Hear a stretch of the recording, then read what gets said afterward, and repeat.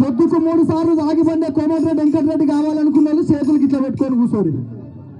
వెంకటరెడ్డి వద్దు మాకు శని పట్టినట్టు పట్టింది అనుకున్న వాళ్ళందరూ వద్దురా నాయన అనుకున్న వాళ్ళందరూ 2 చేతులు పైకెత్తి చప్పట్లు కొట్టాలి. ఇంకొక 2 నిమిషాలల్లో రామన్ ఇక్కడికి రాబోతున్నాడు. అరే వద్దురా నాయన కాంగ్రెస్ పాలన వద్దురా